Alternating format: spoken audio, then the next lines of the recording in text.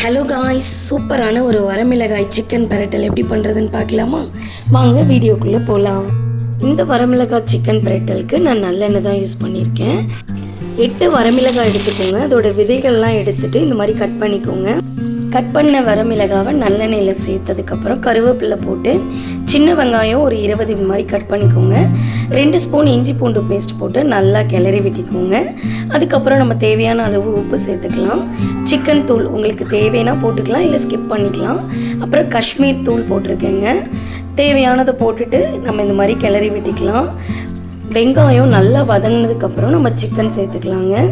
நான் 1/2 kg chicken சேர்த்துருக்கேன்.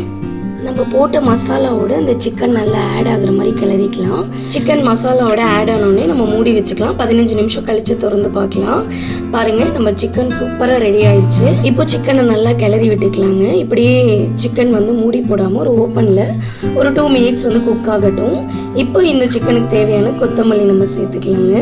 கொத்தமல்லி சேர்க்குறதுனால இன்னும் சுவை ரொம்ப அதிகரிக்கும், சூப்பராக இருக்குங்க. அதுக்கப்புறம் நம்ம கிளறி விட்டு சூப்பரான நம்ம சிக்கன் வரமிளகாய் பிரட்டல் ரெடி ஆயிடுச்சுங்க. பாருங்கள், பார்க்குறதுக்கே இவ்வளோ சூப்பராக இருக்குது. நீங்களும் கண்டிப்பாக ட்ரை பண்ணி பாருங்கள், உங்களுக்கு ரொம்ப பிடிக்கும். சாதம், சப்பாத்தி, தோசை இது எல்லா காம்பினேஷனுக்கும் இது ரொம்ப சூப்பராக இருக்குங்க. ஒரு பிளேட் எடுத்து அதில் சுட சுட சாதத்தை போட்டு நம்ம பண்ணியிருக்க சிக்கன் வரமிளகாய் பிரட்டலை வச்சு ரசம் ஊற்றி சாப்பிட்டு பாருங்களேன், அப்படி இருக்கும்.